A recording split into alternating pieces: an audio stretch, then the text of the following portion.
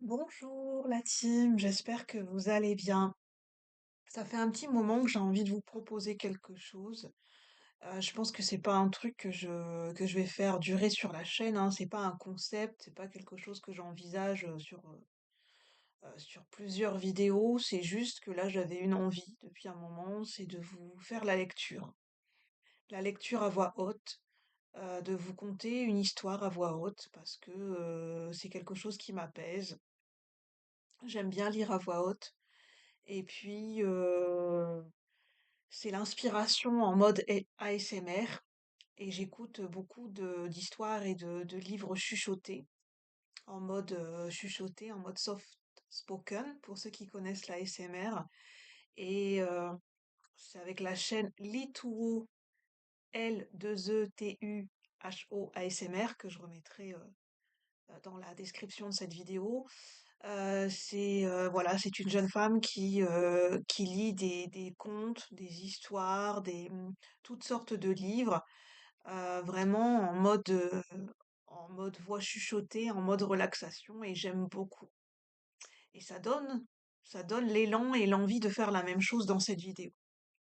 Donc merci à cette personne. Et puis donc j'ai envie de vous lire le livre de Jane Austen, Emma. Je sais pas, j'ai envie de lire à voix haute du Jane Austen, donc le roman Emma. D'ailleurs, je trouve que enfin, la couverture, la première de couverture est magnifique, je trouve. Alors, Orgueil et préjugés, Raison et sentiment sont ses romans les plus connus, mais il en existe d'autres. Emma, Mansfield Park, Norve, Norverange, Norvegen, je sais plus, je saurais pas le dire, Abbey, Lady Persuasion, je sais plus si on dit Lady Persuasion ou Lady Suzanne, mais ça doit être Lady Persuasion, Mansfield Park, euh, et puis il doit y en avoir d'autres. Et puis Emma. Emma l'entremetteuse. Il y a des films qui ont été faits aussi, hein, notamment avec l'actrice, le plus récent, c'est avec l'actrice Gwyneth Paltrow. Alors, la nouvelle Emma. Je vais pas vous lire l'introduction, hein, c'est pas ce qui m'intéresse, on va rentrer directement sur le premier chapitre.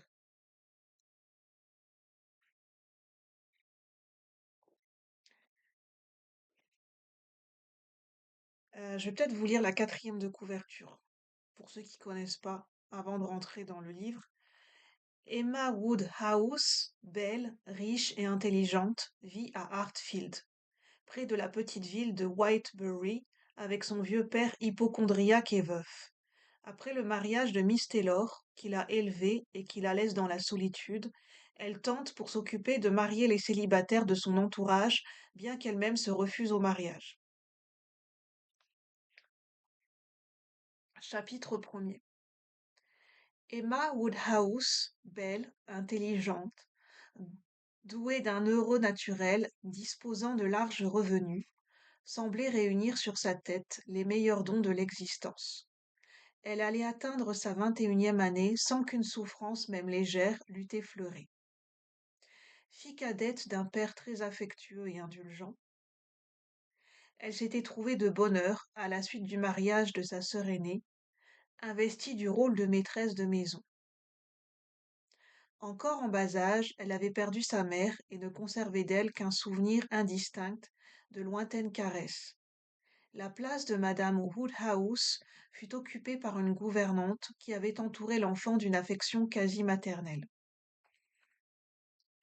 Mademoiselle Taylor était restée 16 ans dans la maison de monsieur Woodhouse, moins en qualité d'institutrice que d'amie. Très attachée aux deux jeunes filles, elle chérissait particulièrement Emma. Avant même que mademoiselle Taylor eût cessé de tenir officiellement le rôle de gouvernante, la douceur de son caractère lui permettait difficilement d'inspirer quelques contraintes. Cette ombre d'autorité s'était vite évanouie, et les deux femmes vivaient depuis longtemps sur un pied d'égalité. Tout en ayant une grande considération pour le jugement de mademoiselle Taylor, Emma se reposait exclusivement sur le sien. Les seuls écueils de la situation de la jeune fille étaient précisément l'absence de toute influence et de tout frein, et une prédisposition à avoir une confiance excessive en soi-même. Néanmoins, pour l'instant, elle n'avait aucunement conscience des désavantages qui menaçaient de ternir un jour son bonheur. Le chagrin arriva sous une forme plutôt bénigne. Mademoiselle Taylor se maria. Pour la première fois le jour du mariage de son amie bien-aimée, Emma fut assaillie de pensées tristes de quelque durée. La cérémonie terminée, et les invités partis, son père et elle demeurèrent seuls, sans la perspective d'un tierce, pour égayer la longue soirée. Monsieur Woodhouse s'assoupit après le dîner, comme d'habitude, et Emma put mesurer l'étendue de son isolement. Elle évoquait ces 16 années d'infatigable affection. Elle pensait avec tendresse à celle qui avait dirigé ses jeux et ses études, apportant autant d'ardeur à l'amuser qu'à l'instruire, et qui l'avait soignée avec un dévouement absolu pendant les diverses maladies de l'enfance. De ce fait, elle avait contracté vis-à-vis de mademoiselle Taylor une grande dette de reconnaissance. Mais Emma conservait de la période de parfaite confiance qui avait succédé, un souvenir encore plus doux. Elle se demanda comment elle supporterait ce changement. Malgré tous ses avantages personnels et sa situation, elle allait se trouver isolée intellectuellement. Son père, en effet, ne pouvait la suivre sur le terrain d'une conversation sérieuse ou enjouée. La grande disproportion de leur âge. Monsieur Woodhouse ne s'était pas marié jeune, se trouvait augmentée par la suite de la constitution et des habitudes de ce dernier. Dénué d'activité physique et morale, il paraissait plus vieux qu'il ne l'était. Tout le monde l'aimait pour la bonté de son cœur et son aimable caractère, mais en aucun temps il n'avait brillé par son esprit. La sœur d'Emma habitait Londres depuis son mariage, c'est-à-dire en réalité à peu de distance. Elle se trouvait néanmoins hors de sa portée journalière, et bien des longues soirées d'automne devraient être passées solitairement à Hartfield avant que Noël n'amenât la visite d'Isabelle et de son mari. La petite ville d'Highbury, dont Hartfield, malgré ses communaux, ses bois et son nom, dépendait en réalité, ne pouvait fournir à Emma aucune relation de son bord. Les Woodhouse étaient les gens importants de l'endroit. Emma avait de nombreuses connaissances, car son père était poli avec tout le monde, mais il n'y avait personne qui fût en situation de devenir pour elle une amie. En conséquence, elle apprécia à sa valeur la perte qu'elle venait de faire. Ses pensées étaient tristes, mais elle prit l'air gai dès que son père se réveilla. C'était un homme nerveux, facilement déprimé, très attaché à tous ceux qui l'entouraient. Il détestait toute espèce de changement et nourrissait une aversion particulière pour le mariage. Origine et principe de bouleversement dans la famille. Il n'avait pas encore pris son parti de celui de sa fille aînée et continuait à parler d'elle avec un ton d'extrême compassion. Dans le cas présent, son aimable égoïsme et son incapacité d'imaginer chez les autres des sentiments différents des siens le prédisposaient à juger que mademoiselle Taylor avait agi contre ses propres intérêts aussi bien que contre ceux de ses amis. Il ne doutait pas qu'elle n'eût été plus heureuse en restant à Hartfield. Emma lui sourit et se mit à causer avec animation pour éviter qu'il ne pensât à ces pénibles conjonctures. Néanmoins, quand on servit le thé, il répéta exactement ce qu'il avait dit au dîner. Pauvre mademoiselle Taylor! Que n'est-elle encore avec nous? Quel malheur que monsieur Weston ait pensé à elle! Il m'est impossible, papa, de partager votre avis. Monsieur Weston est un si aimable, si excellent homme qu'il méritait bien de trouver une femme accomplie. Et vous ne pouviez pas souhaiter que mademoiselle Taylor demeurât avec nous toute sa vie à supporter mes caprices, alors qu'il lui ait été loisible de posséder une maison à elle. Une maison à elle? Quel avantage y voyez-vous? Celle-ci n'est-elle pas 3 fois plus grande et n'avait jamais de caprice, et vous n'avez jamais de caprice, ma chère? Nous irons les voir très souvent et de leur côté, ils viendront continuellement à Hartfield. Nous ne tarderons pas à leur faire la première visite. Ma chère, comment voulez-vous que j'arrive jusque-là? Randall, c'est à une telle distance. Je ne puis marcher si longtemps. Aussi, papa, n'est-il pas question que vous alliez à pied? Nous irons en voiture naturellement. En voiture? Mais James n'est... Mais James n'aimera pas atteler pour si peu. Et les pauvres chevaux, que deviendront-ils pendant que nous ferons notre visite? On les mettra dans l'écurie de monsieur Weston. C'est une affaire entendue. Quant à James, vous pouvez être sûr qu'il sera toujours enchanté d'aller à Randalls, où sa fille est femme de chambre. J'appréhende même qu'il ne se consente plus désormais à nous conduire ailleurs. C'est vous, papa, qui avez eu la pensée de proposer Anna pour cette bonne place. James vous en est si reconnaissant. Je suis sûre qu'elle deviendra une excellente domestique. C'est une fille polie, de bonne manière. Chaque fois que je la rencontre, elle me tire la révérence, elle me tire la révérence et me demande très gracieusement de mes nouvelles. Quand vous l'avez fait venir ici pour travailler, j'ai remarqué qu'elle ouvrait toujours la porte avec précaution et qu'elle prenait soin de la soutenir en la fermant. Ce sera une consolation pour cette pauvre mademoiselle Taylor d'avoir auprès d'elle un visage familier. Chaque fois que James ira voir sa fille, il donnera de nos nouvelles. Emma s'efforça d'entretenir ce courant d'idées plus gai et espéra qu'avec l'aide du jacquet, elle parviendrait à faire franchir heureusement à son père le cap de la soirée. On apporta la table, mais à ce moment un visiteur fut introduit et la rendit inutile. Mr. Knightley était un homme de 37 ans, le frère aîné du mari d'Isabelle et en même temps un très ancien et intime ami de la famille. Il habitait à une demi-lieue d'Hartfield, où il venait souvent et où il était toujours le bienvenu. Ce soir-là, il fut particulièrement fêté car il arrivait de Londres et venait de faire une visite à leurs parents communs. C'était une heureuse diversion qui tint M. Woodhouse de bonne humeur pendant quelque temps.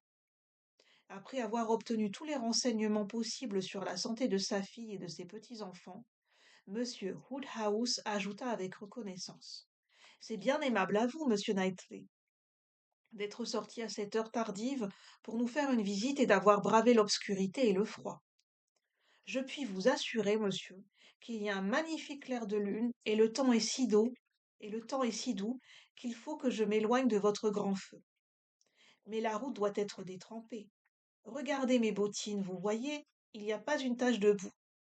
C'est étonnant, car ici la pluie n'a cessé de tomber. J'avais même proposé de remettre le mariage. À propos, je ne vous ai pas encore offert mes félicitations. Du reste, je me rends compte du genre de satisfaction que vous devez éprouver. J'espère que tout s'est passé aussi bien que possible. Comment vous êtes-vous comporté? Qui est-ce qui a versé le plus de larmes? Ah, pauvre mademoiselle Taylor, c'est une triste affaire. Dites plutôt pauvre monsieur et mademoiselle Woodhouse. J'ai beaucoup de considération pour vous et pour Emma. Mais j'estime l'indépendance le premier des biens.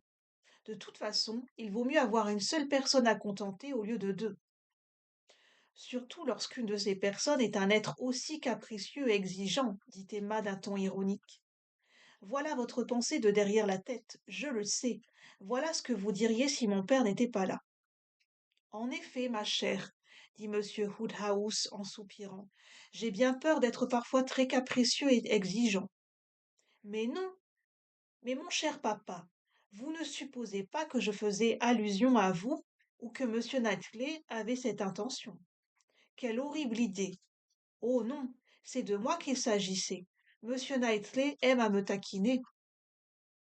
Emma sait que je ne le- Emma sait que je ne la flatte jamais, dit monsieur Knightley, mais en l'occurrence, je ne songeais pas à la critiquer.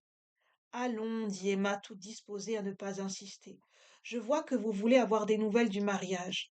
Je serai heureuse de vous en donner, car nous nous sommes tous comportés d'une façon charmante. Pas une larme, c'est à peine si on voyait un visage défait. Nous avions conscience que nous allions vivre à une demi-lieue les uns des autres. Ma chère Emma est si courageuse, dit monsieur Woodhouse. Mais en réalité, Monsieur Knightley, elle est très affectée. Emma détourna la tête, souriant et pleurant à la fois. Il est impossible qu'Emma ne sens- Il est impossible qu'Emma ne sente pas la perte d'une pareille compagne, répondit monsieur Knightley. Nous ne l'aimerions pas autant que nous l'aimons si nous pouvions le supposer. Mais elle sait combien ce mariage est à l'avantage de mademoiselle Taylor, combien il est important à un certain âge d'avoir un chez-soi et de sentir l'avenir assuré. Elle ne peut donc permettre à son chagrin d'être plus fort que sa joie. Tous les amis de mademoiselle Taylor doivent se réjouir de la voir si heureusement mariée. Et vous oubliez une cause de contentement qui m'est personnelle. Je me flatte, dit Emma, d'avoir contribué à ce mariage que je prévoyais depuis 4 ans. Monsieur Knightley hocha la tête. Monsieur Woodhouse répondit affectueusement. Ah, ma chère, je vous en prie, ne faites plus de prédictions, car elles se réalisent toujours. J'espère aussi que vous renoncerez à préparer des mariages. Je vous promets de ne pas m'en occuper pour mon compte, papa, mais je ne puis prendre d'engagement en ce qui concerne les autres. Il n'y a rien de plus amusant. Je me sens encouragée par ce début. Tout le monde était d'accord pour trouver que M. Weston paraissait fort bien se passer de femme. Ses affaires en ville lui fournissaient une occupation. Et quand il arrivait ici, ses amis l'accaparaient. Chacune de ses soirées était prise. Quelques personnes affirmaient même que sa femme, sur son lit de mort, avait exigé qu'il fît serment de ne pas se remarier. D'autres que son fils et l'oncle s'y opposaient. On disait toutes sortes de billevesées à ce sujet, mais je n'ai jamais voulu y croire. Un matin, il y a environ 4 ans, mademoiselle Taylor et moi avons rencontré monsieur Weston, dans Broadway Lane. La pluie menaçait, et il fit preuve de l'empressement le plus galant en courant aussitôt, emprunter 2 parapluies chez le fermier Mitchell. Dès cet instant, j'ai envisagé la possibilité de cette union, et depuis je me suis appliquée à en mener la réalisation. Vous ne voudriez pas, papa, que je reste sur mon succès. Qu'entendez-vous par succès dit monsieur Knightley. Un succès suppose un effort. Or, si je ne me trompe, votre rôle a consisté à vous dire un jour de loisir. Il me semble que ce serait une bonne fortune pour mademoiselle Taylor si monsieur Weston l'épousait. J'admets même volontiers que vous ayez formulé ce souhait à diverses reprises. Où voyez-vous là un succès? Quel est votre mérite? De quoi êtes-vous fier? Vous avez deviné juste, c'est tout ce que l'on peut dire. Admettons qu'il en soit ainsi. Il y a toujours du mérite à deviner juste. Quant à mon pauvre mot succès, à propos duquel vous me querellez, je ne suis pas sûre de ne pas y avoir quelque droit. J'imagine qu'il existe un moyen terme entre n'avoir J'imagine qu'il existe un moyen terme entre n'avoir rien fait et avoir tout fait. Si je n'avais favorisé les visites de M. Weston, si je ne l'avais pas encouragé de toute manière, il se peut que les choses n'aient pas abouti malgré tout. Vous connaissez assez Hartfield pour vous en rendre compte. Un homme franc, loyal comme M. Weston, et une femme intelligente, simple comme mademoiselle Taylor, arrivent sans difficulté à s'entendre, s'ils en ont le désir. Il est probable que votre intervention vous a été plus préjudiciable qu'elle ne leur a été utile. Emma ne pense jamais à elle-même quand il s'agit de rendre service aux autres, intervint M. Woodhouse, ne saisissant qu'à moitié le sens de la conversation. Mais ma chère, ne vous mêlez plus de mariage, ce sont de sottes entreprises qui rompent le cercle de famille. Laissez-moi, laissez-moi-en négocier encore un, papa, celui de notre vicaire, pauvre monsieur Elton. Il faut que je lui trouve une femme. Depuis 1 an qu'il est installé à Hartfield, il a transformé le presbytère et il a fait preuve de beaucoup de goût dans l'arrangement de son intérieur. Ce serait une pitié s'il demeurait célibataire. Il paraissait, en joignant les mains des nouveaux mariés, tout disposé le cas échéant à tendre la sienne dans le même but. Monsieur Elton est un jeune homme accompli, et j'ai beaucoup d'estime pour lui. Je vous conseille, ma chère, si vous désirez lui donner un témoignage de sympathie, de l'inviter à dîner un de ces soirs. C'est la meilleure manière de vous intéresser à lui. Je suis sûre que Monsieur Knightley voudra bien se joindre à nous ce jour-là. Avec le plus grand plaisir, répondit Monsieur Knightley en riant. Si je dois dire que je partage absolument votre opinion à ce sujet, invitez Monsieur Elton à dîner, Emma, ajouta-t-il. Servez-lui le poisson le plus rare et le poulet le plus fin. Mais laissez-le choisir sa femme.